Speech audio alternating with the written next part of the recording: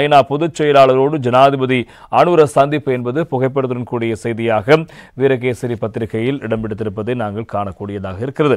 ஐக்கிய நாடுகள் சபையின் 80வது பொதுச்சபை அமர்வில் கலந்து கொள்வதற்காக நியூயோர்க்கு விஜயம் செய்துள்ள ஜனாதிபதி அனுரகுமார் திசாநாயக்க மற்றும் ஐக்கிய நாடுகள் பொதுச் செயலாளர் ஆண்டோனியோ குட்ரஸ் ஆகியோருக்கு இடையிலான சந்திப்பு நியூயோர்க் நகரில் உள்ள ஐக்கிய நாடுகள் சபையின் தலைமையகத்தில் நேற்று முன்தினம் இடம்பெற்றிருக்கிறது.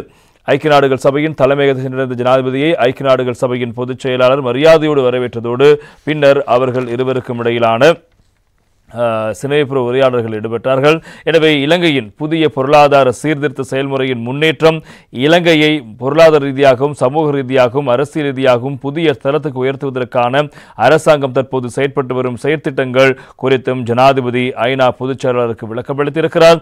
இலங்கை அரசாங்கத்தின் புதிய முற்போக்கான செயற்திட்டத்தை பாராட்டிய பொதுச் செயலாளர் அதற்கான ஐக்கிய நாடுகள் சபையின் முன்னிற்பதாகவும் முழு ஆதரவையும் தெரிவிப்பதாகவும் குறிப்பிட்டிருக்கின்றார். வெளிநாட்டவர்கள் வெளிநாட்டு வேலைவாய்ப்பு மற்றும் சுற்றுலா துறை அமைச்சர் விஜித் ஹேரத் ஐக்கிய நாடுகள் சபைக்கான இலங்கையின் நிரந்தர பிரதிநிதி முன்னாள் பிரதமர் நீதியரசர் ஜனாதிபதி சட்டத்தரணி ஜயந்த ஜயசூரி ஆகியோரோடு வெளிநாட்டு அமைச்சின் சிரேஷ்ட அதிகாரிகள் பலரும் இந்த நிகழ்வில் கலந்து கொண்டார்கள். ஐநா பொதுச் செயலாளர் இலங்கையினுடைய முற்போக்கான வேலை திட்டங்களை பாராட்டியிருப்பதோடு அதற்கு ஐக்கிய நாடுகள் சபை தொடர்ந்து உதவிகளை வழங்கும் என்பதாகவும் தெரிவித்த விவகாரங்கள் பிரதானமான செய்திகளாக இருப்பது நாங்கள் காணலாம். அதேபோல ஜனாதிபதி அமெரிக்க விஜயத்தின் போது அமெரிக்க வாழ் இளைஞர்கள் மத்தியில் விசேட உரை நிகழ்த்தியிருந்தார். அது தொடர்பான செய்திகளும் இன்று தினம் பத்திரிகையினுடைய முக்கியமான செய்திகளாக இடம்பெடுத்திருப்பதை நாங்கள் காணலாம். இன்றைய வீரகேசரி பத்திரிகையில் வெளியாகிருக்கின்ற செய்தி, அடுத்த ஆண்டில் பொருளாதார மீட்சி அமெரிக்க வாழ் இளைஞர்கள் மத்தியில் ஜனாதிபதி என்பதாக இன்றைய வீரகேசரி பத்திரிகையினுடைய முக்கியமான செய்தியாக அந்த செய்தி இடம்பெடுத்திருக்கிறது.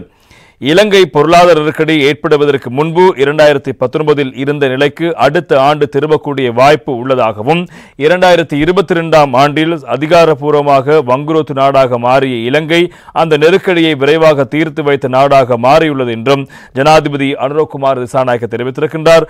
ஐக்கிய நாடுகள் சபையின் 80வது பொதுச்சபை அமர்வில் கலந்து கொண்ட ஜனாதிபதி அமெரிக்காவில் வசிக்கும் இலங்கையர்களை நியூயோர்க்கில் சந்தித்த போதே இந்த விடயங்களை குறிப்பிட்டிருக்கின்றார்.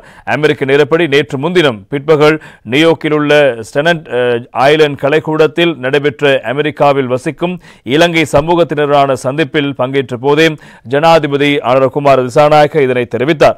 அத்தோடு 2024 ஜனாதிபதி தேர்தல் வெற்றிக்கு புலம்பெயர் சமூகத்தினர் அளித்த பங்களிப்புக்கு நன்றி தெரிவித்த அவர் இலங்கையின் அரசியல் வரலாற்றில் 3% வாக்குகளை மட்டுமே பெற்ற ஒரு இயக்கம் இன்று பெற்றிருக்கும் வெற்றியும் அதைத் தொடர்ந்து விகிதாசார பிரதிநிதித்துவ முறையின் கீழ் பாராளுமன்றத்தில் அதிக உறுப்பினர்களை கொண்டிருப்பதும் ஒரு சாதாரண முடிவு அல்ல என்றும் ஜனாதிபதி இங்கு வலியுறுத்தினார். பொருளாதார நெருக்கடியிலிருந்து நாட்டை மீட்டெடுத்ததே தமது முதன்மையான சவால் என்று குறிப்பிட்ட ஜனாதிபதி 2022-2023 ஆண்டுகளில் நாடு திவாலா நிலையில் இருந்து ஓராண்டில் கணிசமான பொருளாதார ஸ்திரத்தன்மையை எட்டியுள்ளதாக குறிப்பிட்டார்.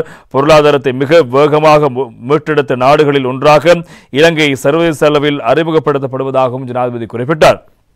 சுற்றுலா பயணிகள் வருகை, வெளிநாட்டிலிருந்து நாட்டுக்கு வரும் டாலர்கள் மற்றும் $1 பில்லியன் வெளிநாட்டு முதலீடுகள் ஆகியவை இந்த ஆண்டு வரலாற்றில் மிக உயர்ந்த வளர்ச்சியை எட்டியிருக்கின்றன. 2028 ஆண்டுக்குள் கடனை திருப்பிச் செலுத்தும் திறன் கொண்ட பொருளாதாரத்தை உருவாக்க முடியும் என்ற நம்பிக்கை இருப்பதாகவும் அத்தோடு முதல் முறையாக 2025 ஆண்டில் எதிர்பார்த்ததை விட அதிக அரச வருவாயை பெற முடிந்திருப்பதாகவும் ஜனாதிபதி குறிப்பிட்டிருக்கின்றார்.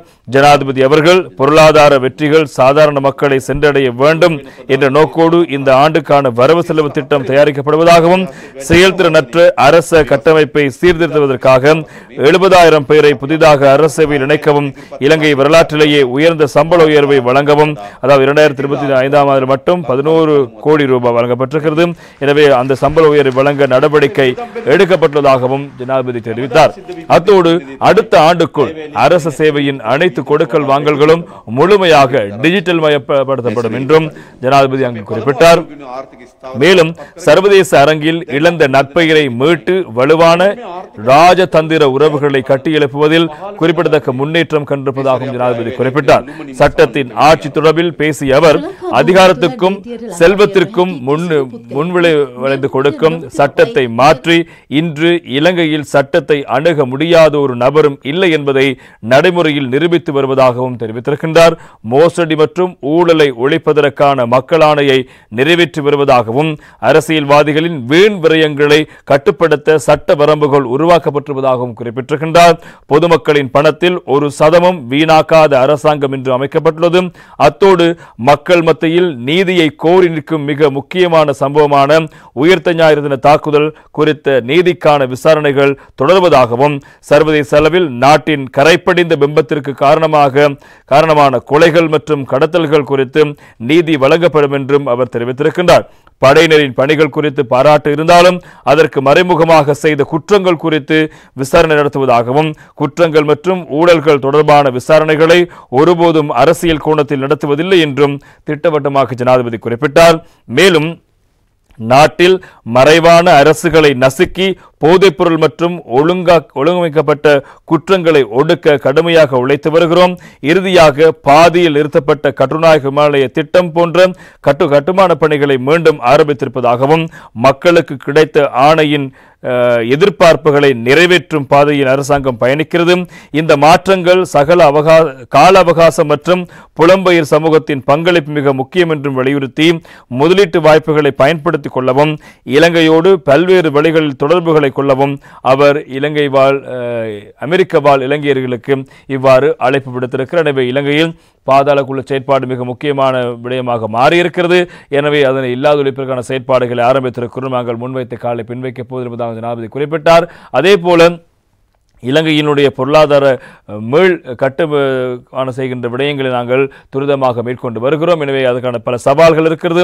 அந்த சவால்களை கடந்து ஒரு இடத்தில் ஒரு முக்கியமான இடத்தை நாங்கள் அடைந்திருக்கின்றோம். அடுத்தடுத்து நாங்கள் இன்னும் பொருளாதார இலக்கை நோக்கி நகரவிருக்கிறோம். எனவே அடுத்த ஆண்டு 2019, அதாவது பொருளாதாரம் நாட்டில் வீழ்ச்சியடைவதற்கு முன்னர் 2019 பொருளாதாரம் இருந்தது.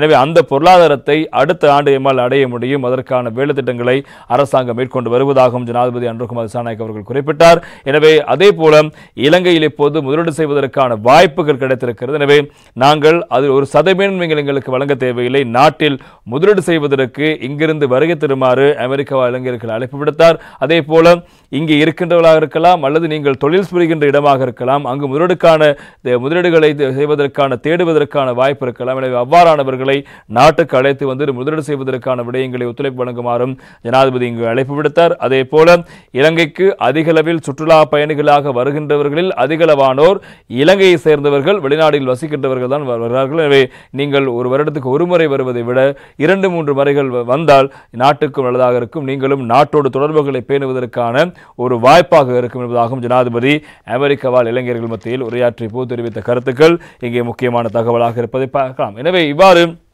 ஜனாதிபதி தன்னுடைய இந்த அமெரிக்காவுக்கான விஜயத்தை நிறைவு செய்து ஜனாதிபதி தற்போது ஜப்பான் பயணிக்கிறார். ஜப்பான் அரசாங்கத்தின் அழைப்பின் பேரில்